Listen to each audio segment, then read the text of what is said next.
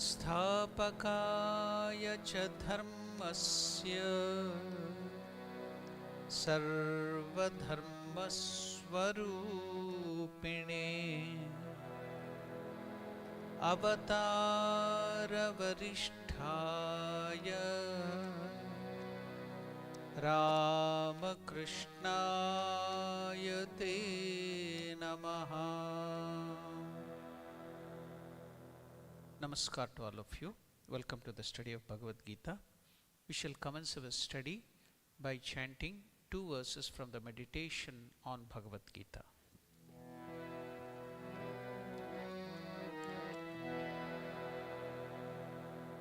You can also chant these verses with me. Om Parthaya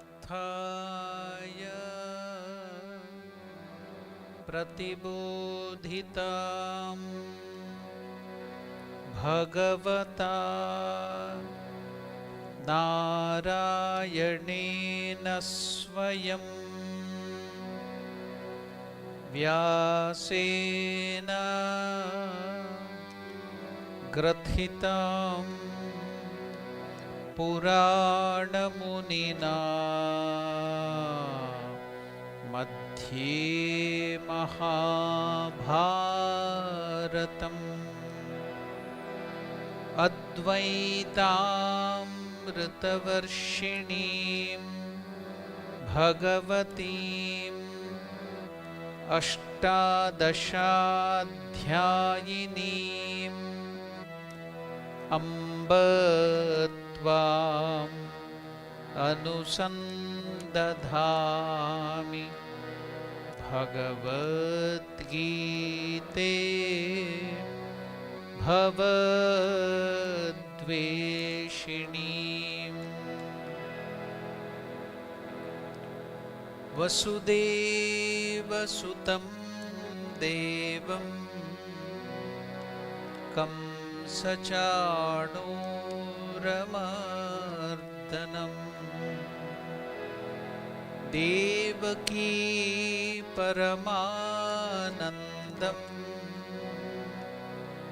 Krishnam Vande Jagadgurum.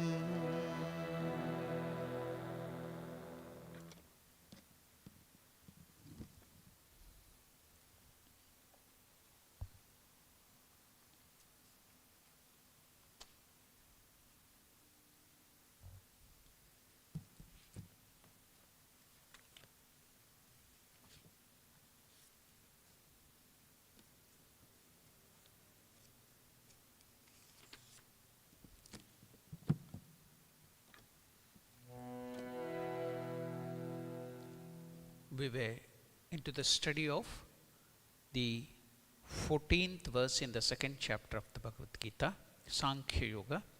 Let us chant that 14th verse, Matra Sparshastu Kaunteya.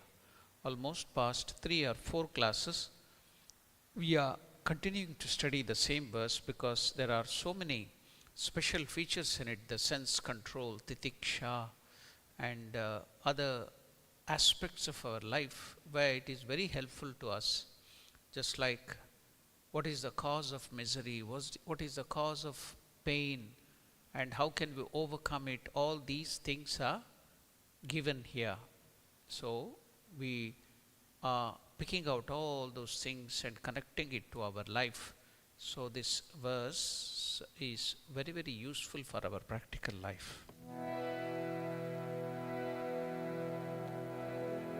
Matra sparshastu kaunteya. Please repeat. Matra sparshastu kaunteya. Shitoshna sukha dukkadaha. Shitoshna sukha dukkadaha. Agamapayino adityaha. Agamapayino adityaha. Tam titikshasva bharata. tam titikshasva bharata. Many times in the course of study of this verse, I have given you the simple meaning of this. Again, we will repeat it. O Kaunteya, that is Arjuna, son of Kunti, Matra Sparshas, two, sense organs and the objects of senses, Sitoshna Sukhadukkadaha, which causes cold, heat, pleasure and pain. Agama Apayinaha, they are subject to arrival and departure. Anityaha, they are temporary, they are not permanent, they are impermanent. Bharata, that is Arjuna, tam titikshasva, please endure them, withstand them, control them, do not yield to their temptations. So that is the simple meaning. Now, we were in the last session trying to understand that word titiksha. We also quoted from the Shankaracharya's verses on titiksha. And what is that? Sahanam sarvadukkanam apratikar purvakam chinta vilaparahitam sa titiksha nigadyate. Now we will go on to expand what is that endurance of pain, endurance of suffering, difficulties in life, challenges in life. How to do that? We shall get more clearer ideas from that. So here, for this endurance, we need strength of the mind. The mind strength or the control of the mind is very, very necessary. Now, if we allow the senses to go as it likes, it is just like Swami Vivekananda gives the example of a cannon.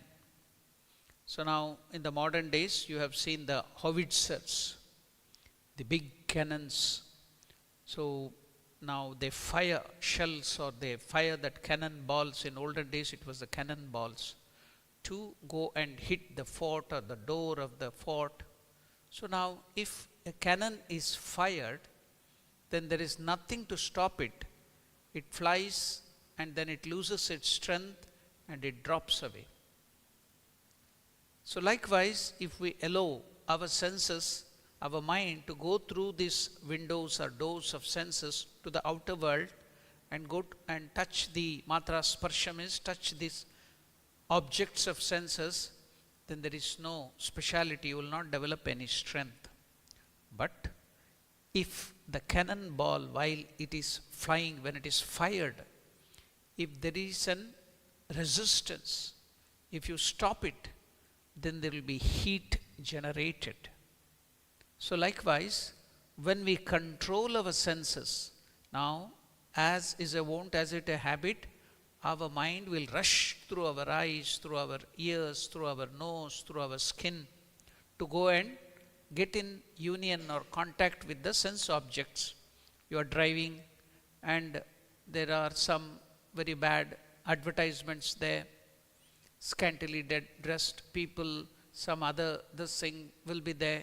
You don't want to see it, but even without your effort, automatically you are driving at very high speed, your eyes will go towards that advertisement there, the subliminal advertisement put there. Then there will be accidents, you will be in trouble. So you have seen that in your life.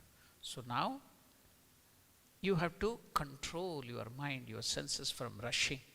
So that control of your senses, then just like the cannonball, when it is stopped, heat is generated. So like that you will get energy or power, your mind strength will go on increasing when you gradually develop that sense control. Otherwise, just we saw that when you allow the cannonball to just go flying, it will lose its strength and it fall down. So if you are always allowing the senses and the mind to go and enjoy this life of pleasure and pain, then you will not have that strength of mind. So it is very important, the strength of mind. So your mind also must be strong In fact, Lord Krishna repeats this idea throughout this Bhagavad Gita. Strength of mind and control of sensory systems are very important for any decent human being, let alone spiritual aspirants. Even in the ordinary life, if you want to enjoy even sense objects, if you don't have control of senses, then you cannot enjoy. Even that at the ordinary level, you cannot enjoy. For example, if you are given too much of sweet, if you like, then you will not enjoy that sweet at all. Suppose the sweet is given in small quantity, controlled way, you take it in the controlled way, then you can enjoy that sweet. Too much of that sweet every day, if you go without control taking it, then you cannot enjoy that sweet even. So that's why control is very, very much necessary. That's why that word titiksha. Whenever you come into contact, you will get so much of reactions in your life. You will be into trouble, pain and pleasure and everything. So endure them. Do not react. Respond. It will, when you have this titiksha, control of those things, then what happens? It will generate energy in your mind. Your mind, strength of the mind will increase. Strength of mind and control of sensory systems are very important for any decent human being. Virtue and morality cannot thrive without this kind of self-discipline. So now we can understand what is self-discipline. We are told from our childhood, what is self-discipline? So this control of our mind, the control of our senses is self-discipline. Now the dog has to wag the tail. Now many a time the tail will be wagging the dog. So in our life too, we have to control our mind and senses, but now you see that they are controlling us. We are the slaves of our senses and the mind. So that is taken up here, self-disciplining. In normal life, difficulties come. If you can bear, withstand that a little, probably things would be better. A little later, when you see, you just go to the ocean, you swim in the ocean or the sea, the waves come and buffet you, dash against you. So, when the waves come, do not go against it, duck underneath, and as it goes away, you come up again. That is the way to deal with the waves. They come and they go. The waves come and they go. If you go to fight against it, then it will take you away, sweep you away. Just like a very strong animal, like elephant, it tries to go against the current of the river, it will be swept away. But the small fish, it can swim against the wave. Why? It endures. It doesn't go against it. It doesn't do anything. See, the fish can go against the wave so nicely, happily it goes. So here, titiksha will bring you that strength, that humility will bring you that strength. A little patience is necessary. That is the way to deal with the waves. They come and go, anityaha. All these experiences in the life, they come and they go. They are not always there. They are impermanent. So you can always have the capacity developed to swim against the waves by this method. So this concept of Tan Titikshasva Bharata, Krishna's word, bear the difficulties, bear the challenges, bear the problems a little. Do not be carried away by them. Emotionally do not break down.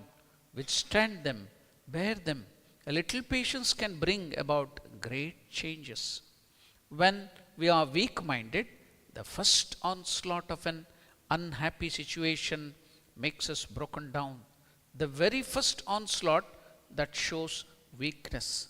If a little strength is there, one can say, I shall withstand it. I shall overcome it. Now that is called tremendous.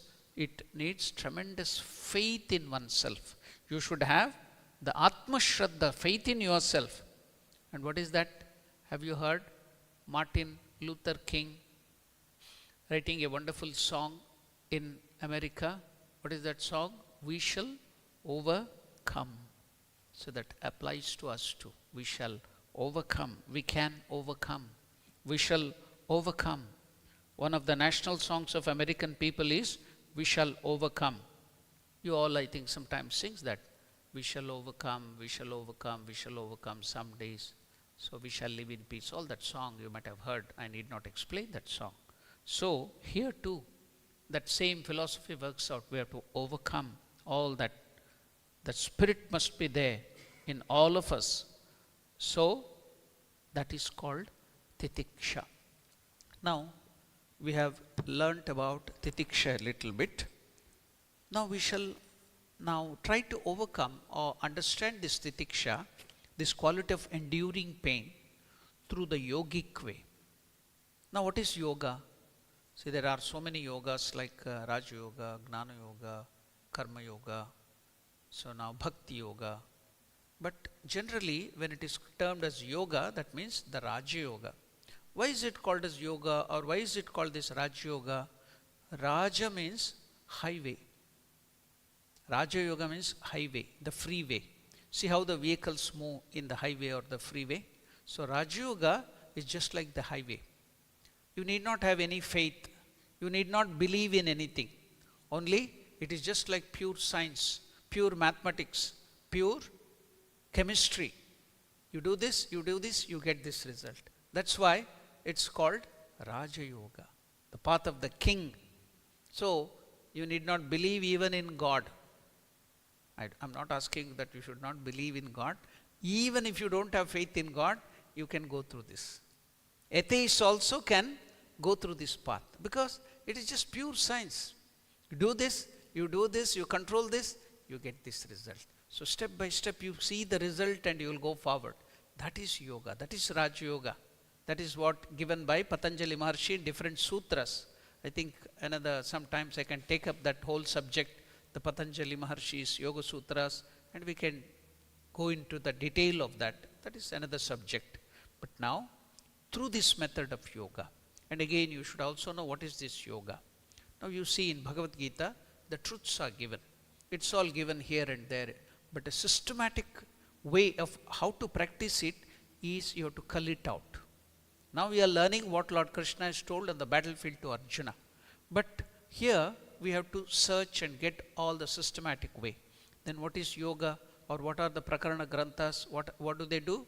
There they give you the step-by-step process of how to control your mind, how to practice religion, how to reach the highest goal. So they take you step by step, just like we do the studies in the baby kindergarten, the creche, then the primary school, then the high school, then the college, then the graduation, then the master degree, PhD, like that.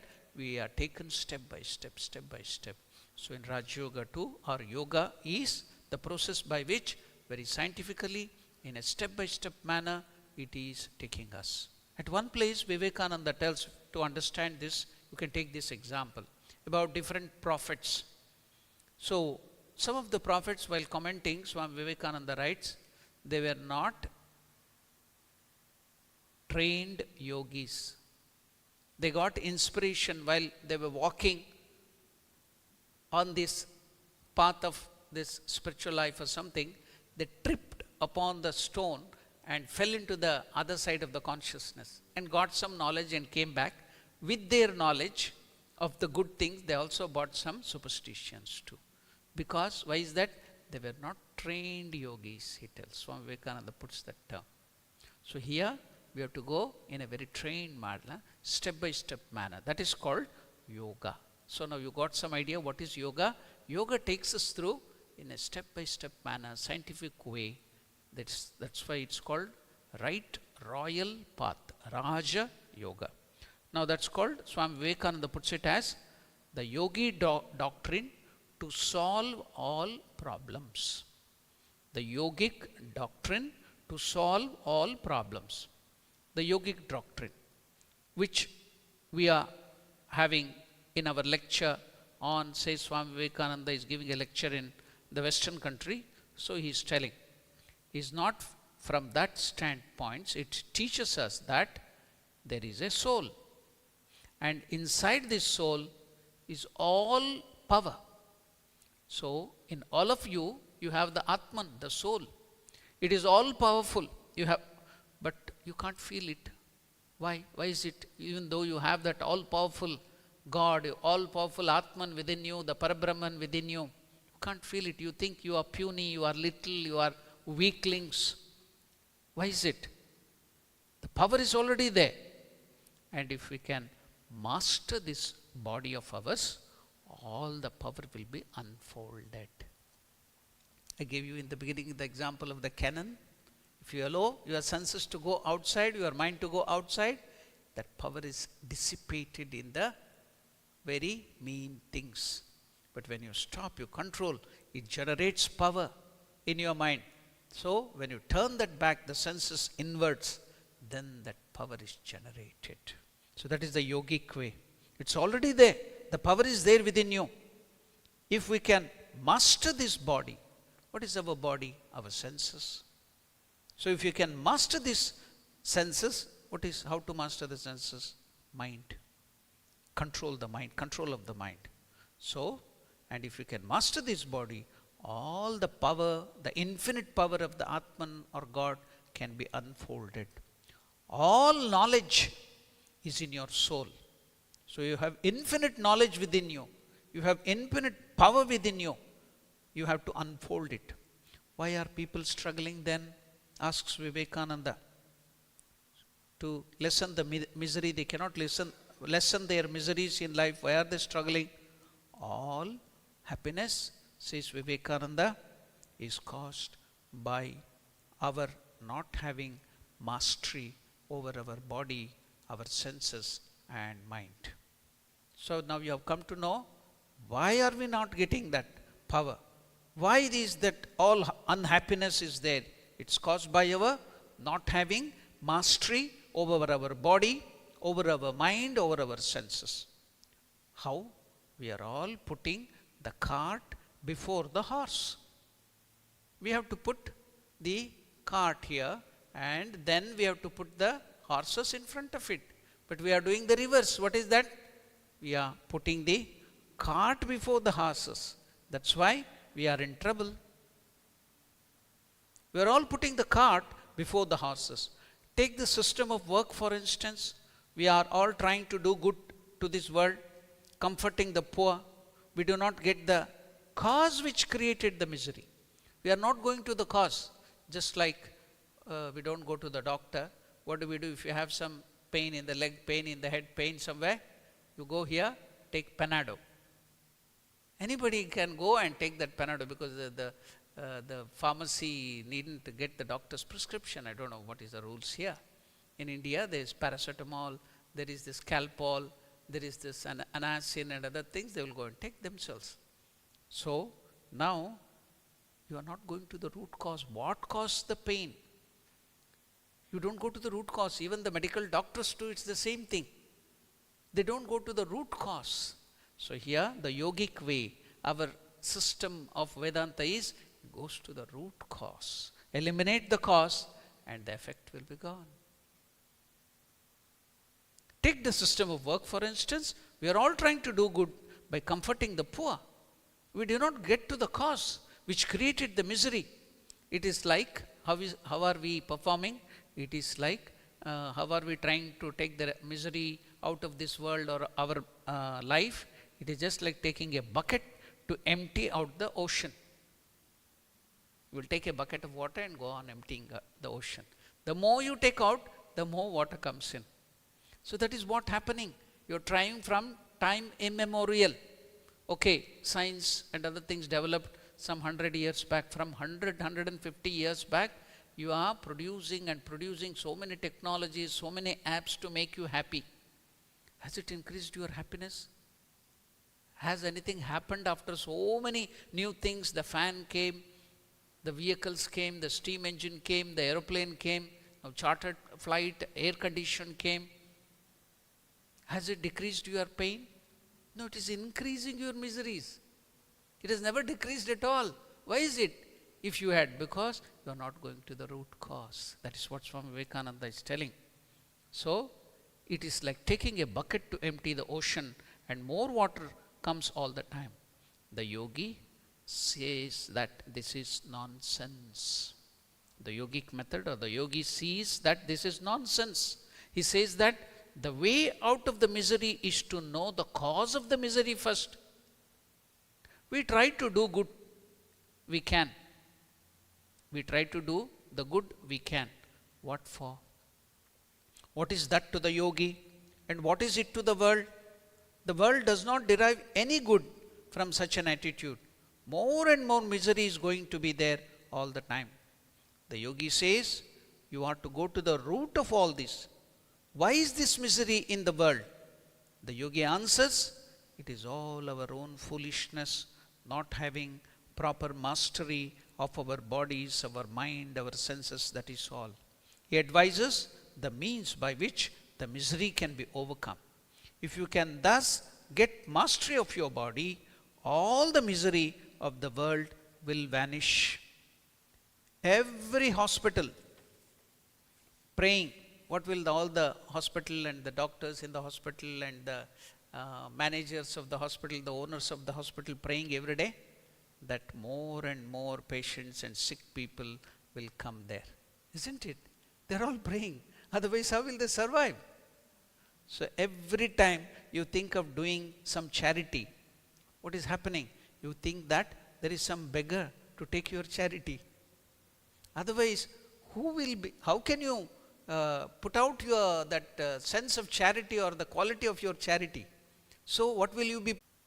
Isn't it? See the paradox. So every time you think of doing some charity, you think there is some beggar to take your charity. If you say, "Oh Lord, let the world be full of charitable people," what is prayer? It means, let the world be full of beggars also. If you are praying, say, I'll just give you an example from Ramayana. Okay? In Ramayana, Hanuman helped Rama so much, isn't it? He searched and searched for Mother Sita. He jumped the ocean, crossed the ocean. He fought with the demons there. And with so much of trouble, the Vanaras or the monkeys love their tail so much. They put the fire to his tail also. So much of trouble he had to take. And then give the news to Mother Sita, make her happy. And then bring back the news to Rama. And Rama was also happy. He made even the Lord and the Divine Mother happy to build the bridge and everything. But after all that, what did Ramachandra tell him? After they came back, Hanuman, yes, I know you have helped me, but do not expect from me that I should help you back. When we do some small help, you expect thanks from them. Very small help. And here Ramachandra is so ungrateful. The Lord is ungrateful, telling that Hanuman, you should not expect anything from me. Isn't it surprising? Then Lord Ramachandra explains to Hanuman, Hanuman, suppose somebody, you are in trouble, you help them.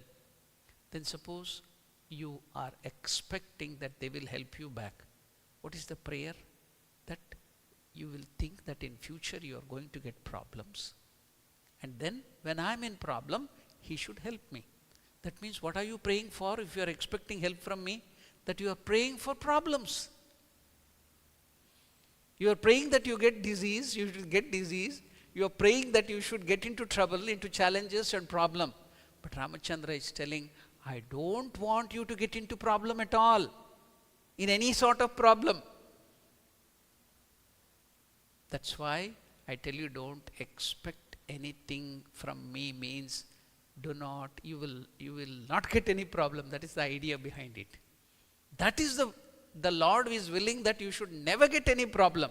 But you are praying to God that you should get into problem. You should help me. So I will give you this. I will give you 100 kgs of something to the poor people. And the Lord, when I am in trouble, you should help me. You are inviting problems.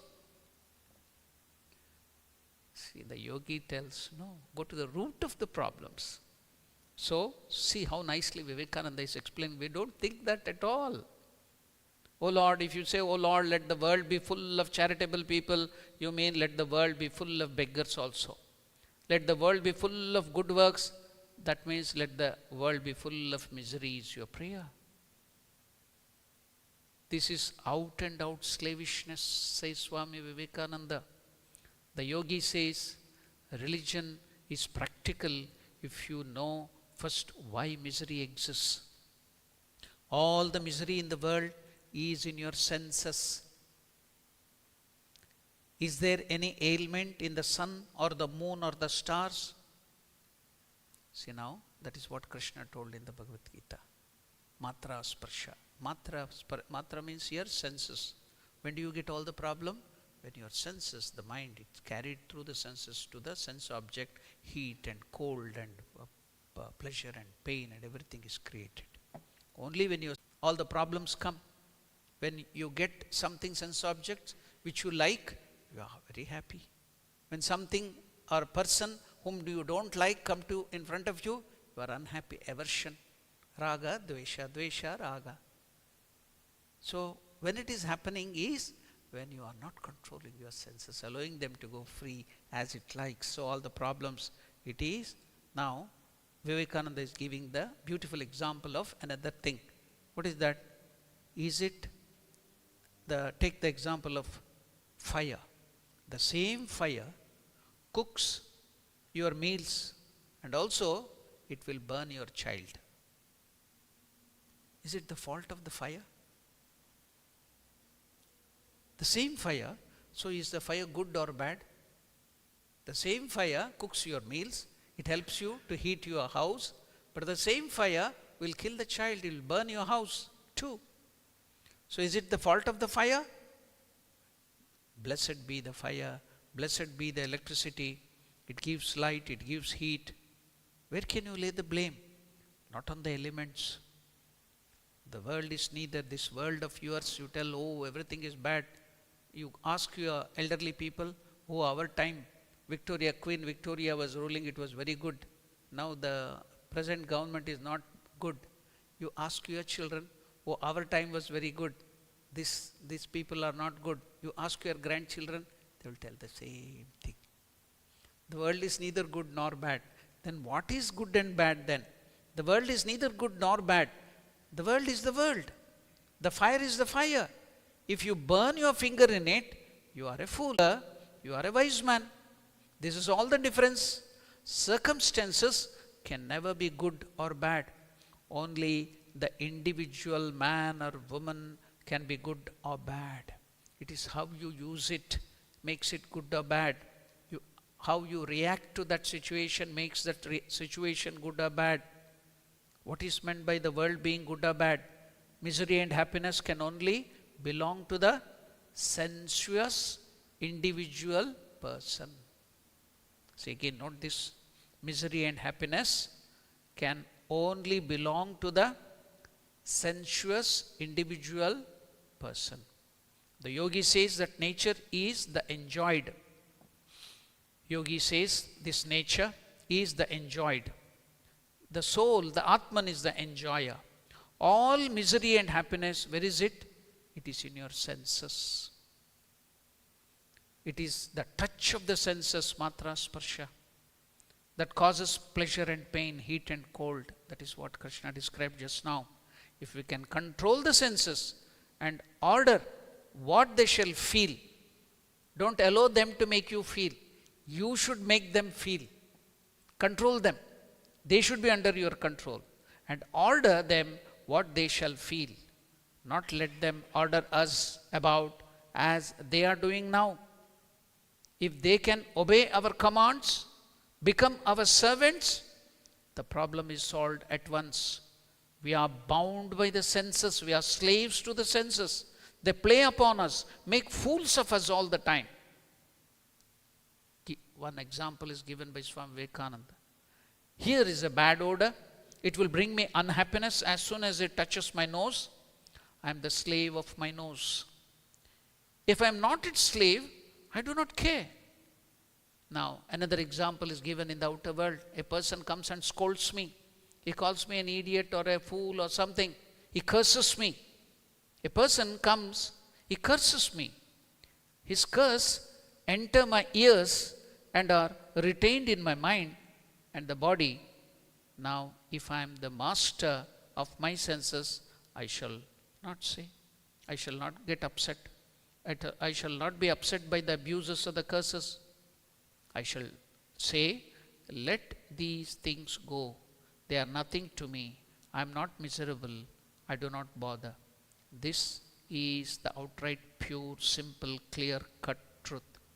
The other problem to be solved is it practical? Can man attain to the power of mastery of the body, senses and mind? Yoga says it is practical. Supposing it is not practical, suppose there are doubts in your mind, you have got to try it. There is no other way out. You may do good works all the time, all at the same. You will be the slave of your senses. You will be miserable and unhappy how much of ever good works you have done. Now, another beautiful example is given by Swami Vivekananda. What is that? You may study the philosophy of every religion. You may be thorough master of every religion. Men in this country carry loads and loads of books on their backs. They are mere scholars. You know the scholars? They know everything. Every knowledge is there about the senses. The doctors also, they know about the senses, the mind, the psychiatrists, the psychologists. They know everything of the mind. They have so much of knowledge. What happened? They are mere scholars, slaves of the senses, and therefore happy and unhappy. They read 2000 books. That is all right. But as soon as a little misery comes, emotionally they are disturbed. They are worried, anxious. What is the use of all these books? What is the use of all that knowledge? You call yourself men? You stand up and build hospitals? You are fools. What is the difference between men and animal? Food, sleep, procreation of the species. Fear exists in common with the animals and human being. But there is one difference. What is that? People, that is men, human beings, can control all the senses and the mind and everything. They can control the nature. Men can control all these and become God, the master. Animals cannot do that. Animals can also do charitable work. Have you not seen the dog? If you give food, it will carry and go and give it to its friend or to the other female partner. The ants do charitable work. They work for the group.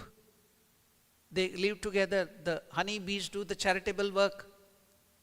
Men also do the charitable work. What is the difference? Asked Swami Vivekananda. Men can control all these and become God, the master. Animals cannot do it. Animals can do charitable work. Ants do it. Dogs do it. What is the difference then? The difference is men can be masters of themselves. They can resist reaction to anything. The animals cannot resist anything. He is held by the string of nature everywhere. That is all the distinction. One is the master of nature, the other is the slave of the nature. What is nature? Not only the external world, but our five senses. The conquest of internal nature is the only way out according to yoga. And how can you be having that? How will you get the control? The thirst for God. You can control the senses by giving it something higher. What is that? Thirst for God. Thirst for knowledge of God. See, that is the yogic way to control your senses. So titiksha and everything can be got so nicely. Vivekananda has taken through us. So we have studied a lot about these things. So I am just taking you through one statement. What is that? To remove or kill enemies, you need not remove the head of your enemies or kill your enemies. What have you to do? If you want to remove or kill enemies, you need not remove their heads. Then what is to be done? You only have to remove them from your heads.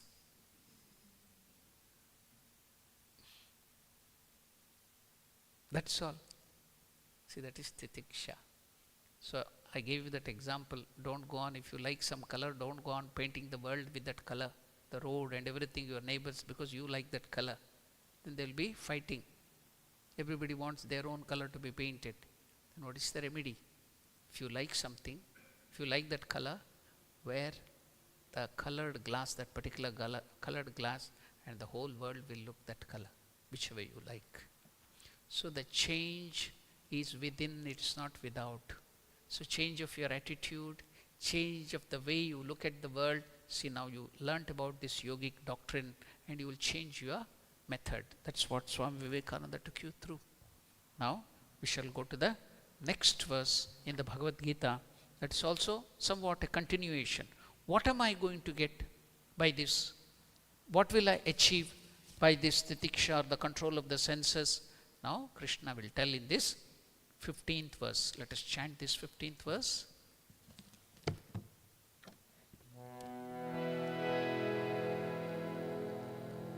Yam hina vyatayante te, yam hina vyatayante te, purusham purusharshabha, purusham purusharshaba, samadhukka sukham dhiram, samadhukka sukham dhiram, somrutattvaya kalpate, somrutattvaya kalpate. Lord Krishna is telling Arjuna now, Purusharshaba is calling him a bull among the human beings, or the person means the best in India at that time. It was the agrarian culture everywhere. Agriculture was the important thing during those periods. So the cows were very important things there. So wealth was considered how many number of cows you have based on that.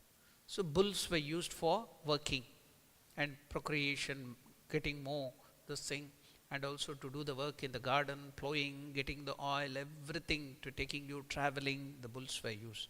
So they were very, very useful animals at that time. So they were called the wealth. So if they wanted to know how rich he was, they would count by the number of cows and bulls and other things they have. So now the example, while Krishna is calling, O Arjuna, the bull among the men, something like that. Because that was the example, because that was the agrarian culture. So he's telling like that. Arjuna is being called a bull, Purusha Rishabha. Bull among the men. O Arjuna, that is for the Saha Purusham Yam, that person whom ete, these sense organs and objects, na vyatayanti, do not disturb. Samadhukka Sukham, who is equanimous in pain and pleasure, he is not disturbed by pain and pleasure. So he is called Dhiram. What is Dhira?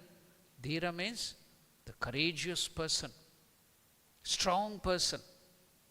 So now we think that a person who has 6 packs and 8 packs and he has strong biceps, going to the gym and wrestling, and he has learned some freestyle wrestling and boxing and kickboxing, they are strong people, Dhira, Veera, Shura. But Krishna is telling, no. That may be true to some extent. If you just develop your physical prowess and become strong physically, the bulls also can become. You will become like a bull. If you become too intelligent, you will become like a fox, cunning like a fox. So both are required. But here, those people who can control their mind, they control their senses and put them into use properly, and they are not disturbed by the situation, the difficulties, him Krishna is calling Dhira, the courageous, the brave. See what a different ideas you are getting now. Krishna is calling, who is brave? Don't think that you should be very, very strong, you should have something like that. No. Basic healthy body is enough. But what is really required here for spiritual life? That stability of your mind, equanimity of mind. It should not be disturbed by any problems in your life. That is what we have to prepare ourselves. Mere small thing, one person tells you something, you are disturbed for hours together, days together, months together. Some people will carry it to the grave also. That fellow scolded me this, he called me an idiot. He is dead and gone. Still he will be disturbed by that thought. See how foolish, how weak we are. Now, equanimity, that is what here Krishna is telling. Sama dukkha sukham, who is equanimous in pain and pleasure. Dhiram, so who is wise or courageous, him, he alone, that person alone is courageous. Intelligent person, wise person, man of wisdom. Kalpate amrutatvaya. So, what does it become? If he becomes strong in senses and is not disturbed by these fleeting things of the world, pain and pleasure, he becomes fit for immortality. How to get the fitness of immortality? How can I become fit to receive the grace of God? How can I become fit to receive God realization, Atma Gnana, Brahma Gnana, the highest knowledge? By controlling your senses. That's why he is telling, see, you will fit for immortality. You will become eternal. You will overcome death. You will not die then. See. Somrutatvaya kalpate. O Arjuna, that person whom these sense organs and the object of senses do not disturb, who is equanimous in pain and pleasure, and who is wise, dhira, alone he becomes fit for immortality. We are now all mortals. Fear of death is there. Then you overcome fear of death, you become immortal. So Krishna says, this faculty of endurance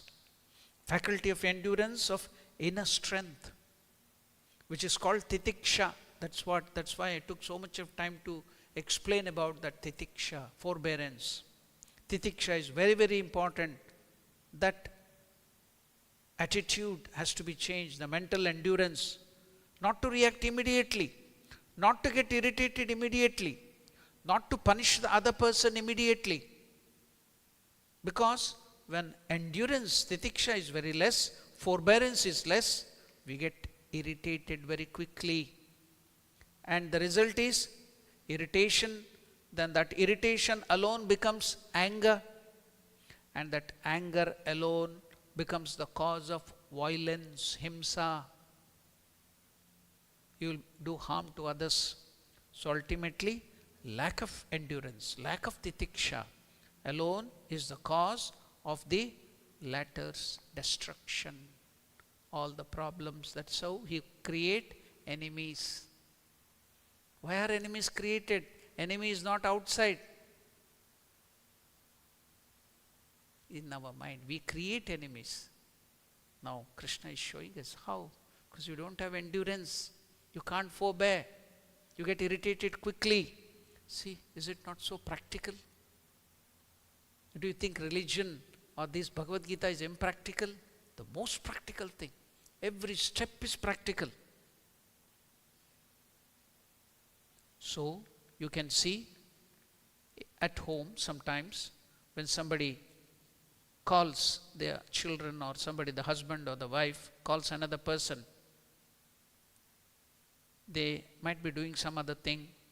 They may not react or respond to your call. They may not come immediately, and that person will get irritated. Even just 1 minute, he will be irritated. In fact, one of the problems we face in this 21st century or this century is that our patience is fast eroding. No patience. That you can see in the traffic jam. You can see everywhere. In the robo. When the red light comes, this person, after that red light is out to come, the yellow light comes. So it's 1 or 2 minutes, he is not able to bear. The restlessness is shown all over. He is not able to bear that traffic jam. So restlessness, and after some time he goes into the middle, he gets out of the car or the vehicle and start fighting and abusing all the people there. He comes to the middle of the road And now the green signal has come. Now the people will start honking. So see the disturbance. No endurance, no patience. So because the first person has to start the vehicle and then go forward, he will take few seconds. The cumulative effect, there's a second person will have to move only when the first person goes. When it comes to you, now you are already irritated. And where will you put all that irritation? Either you will go to the office, the workplace, and put it on your subordinates, or you will go back to the house and put that on your children and the wife or somebody or the husband. Cumulative effect. See how everything, why? Because you don't have titiksha, endurance. All the problems is because of that, you see. Only thing is you have to be patient. Therefore Krishna says titiksha is an important, very important virtue. And he says without titiksha, if you cannot live a ordinary happy family life, can you get Atmagnana? God realization, the highest. So for that, endurance, titiksha of higher value is necessary. Without titiksha, Atmagnana, knowledge of the self or God, will not come. In fact, even for Atmagnana or the Brahmagnana, lot of patience is required, titiksha is required. So now, you see, everywhere you see the people are not ready to come to regular classes and attend it. They want, everywhere you see crash courses. They want to crash themselves, crash courses. With the switch of the button, you have to get everything. And not only that, they will tell, I will pay so much of dollars, you give me tomorrow Brahmagnana, Atmagnana. I should get mind control. No patience even to get that Atmagnana, they want crash courses. They want to pay it with dollars. How can that be done? No patience at all. Instead of coming to the class and sincerely hearing it and practicing step by step, they want everything at the switch of the button. So now, yam hina vyatayante te purusham purusharshaba samadukha sukham dhiram somratatvaya kalpate. Lord Krishna wants to solve Arjuna's problem of sorrow and confusion. And also Krishna wants Arjuna to fight this righteous war. And therefore, he is arguing with Arjuna from various angles to make Arjuna do his duty. So, we also have to do our duty with this titiksha. Now, I will take you through one more beautiful way of titiksha in the way of Swami Vivekananda. That is also very, very helpful to us. We'll go back a little and get into some of the words. How we can get a lower type of titiksha, how to overcome heat and cold. So, in the yogic way, heat and cold. Swami Vivekananda tells, we see every day that the cause of our pains or pleasure is always our joining or identifying ourselves with this body, senses and the mind. If I were perfectly certain that I am not this body, I should take no notice of this heat and cold or anything of that kind. This body is a combination. If it is only a fiction to say that I have one body and the sun and the moon and the earth as another. This whole universe is one ocean of matter, and you are the name of that little particle, and I of another, and the sun of another. We know that this matter is continuously changing. What is forming the sun one day, the next day may form the matter of your bodies. How? How are you getting your food to create your bodies? From the plant. Where is the plant getting that food?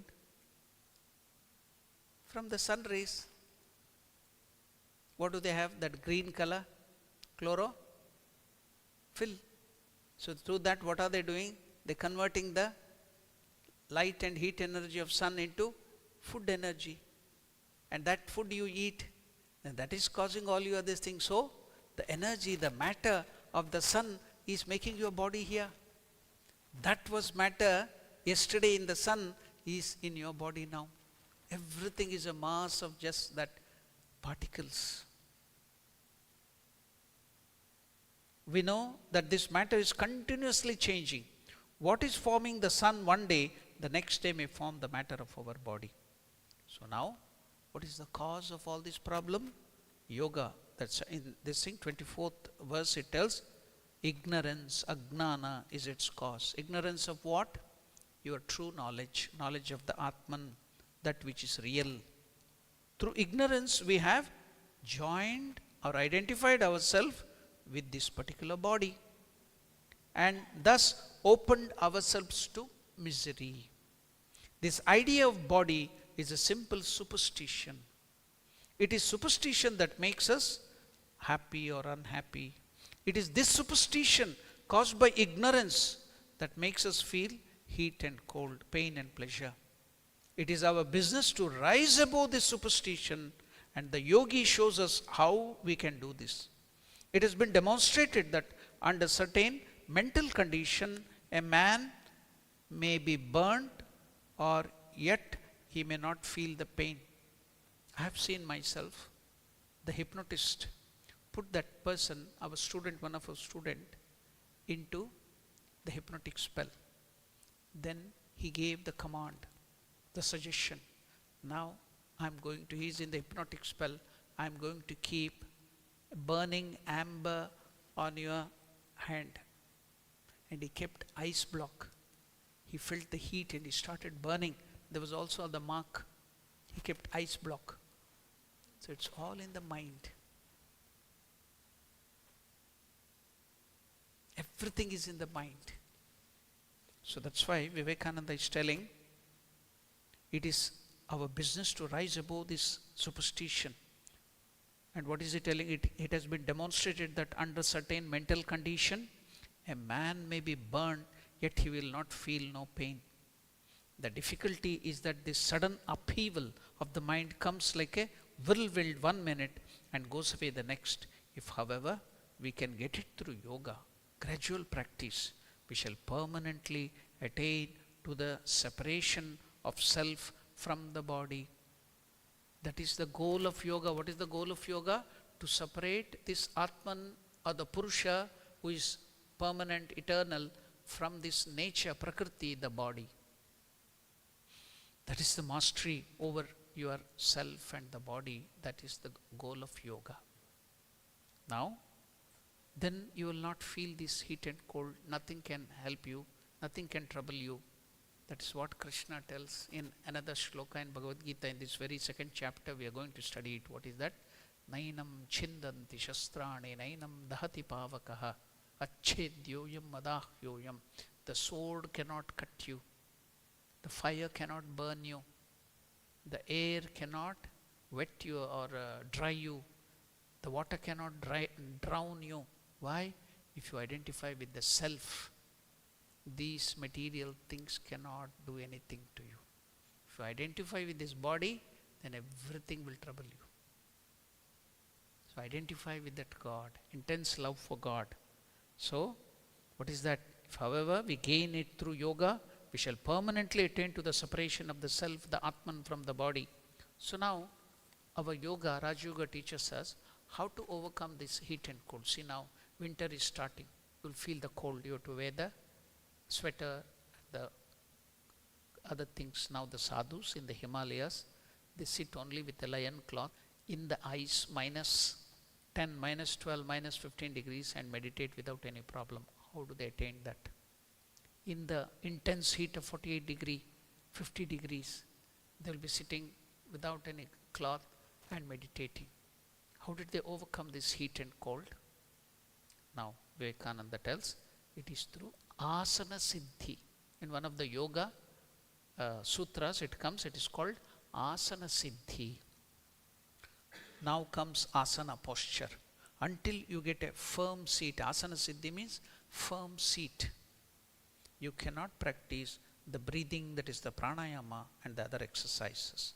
Firmness of the seat, asana siddhi, means that you do not feel your body at all.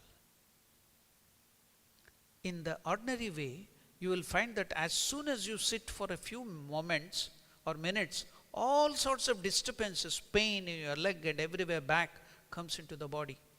But when you have got beyond the idea of concrete body, you will lose all sense of the body. You will feel neither pleasure nor pain, heat or cold. And when you take your body up again it will feel so rested. It is the only perfect rest that you can give to your body. When you have succeeded in conquering the body and keeping it firm, asana siddhi, if you go on practicing one asana, it may be Padmasana, it may be Vajrasana, it may be Ardha Kamalasana, for hours together every day practicing that after the yoga, then you will get that asana siddhi. When you have succeeded in conquering the body and keeping it firm, your practice will remain firm. But while you are disturbed by the body, your nerves become disturbed and you cannot concentrate the mind. So in the 47th verse, it is told in the yoga, by lessening the natural tendency of restlessness and meditating on the infinity, unlimited, posture becomes firm and pleasant. If you meditate on the formless, then it is easy to get this asana siddhi. By lessening the natural tendency of restlessness and meditating on the unlimited posture, that is asana, becomes firm, siddhi, and pleasant. We can make the seat firm by thinking of the infinite. We cannot think of the absolute infinite because we don't have the idea of infinite. Then how to think of infinite? But we can think of the infinite sky. We can think of the infinite ocean. So we can take the help of that infinite ocean or infinite sky. Seat being conquered, asana siddhi, the dualities, heat and cold, do not obstruct or disturb you. The dualities, good and bad, heat and cold, and all the pairs of opposite will not then disturb you in your meditation. See, these are the step-by-step process, how to control your mind and not be disturbed by these dualities. So in yoga, it is all given step-by-step process. So with the help of Vivekananda, we have learned that like that we will go on studying and getting so many beautiful methods by which we can control our posture, we can get the asana siddhi, we can get the titiksha, and we will go to that our higher state, that is identifying ourselves with the Atman and also knowing our true nature. Then we can overcome all these problems, miseries, and pain and fear, and everything can be overcome. So Lord Krishna will take us step by step in all the yogas. We'll study and enjoy every bit of it. Now we shall conclude with one of the meditation verses on Bhagavad Gita.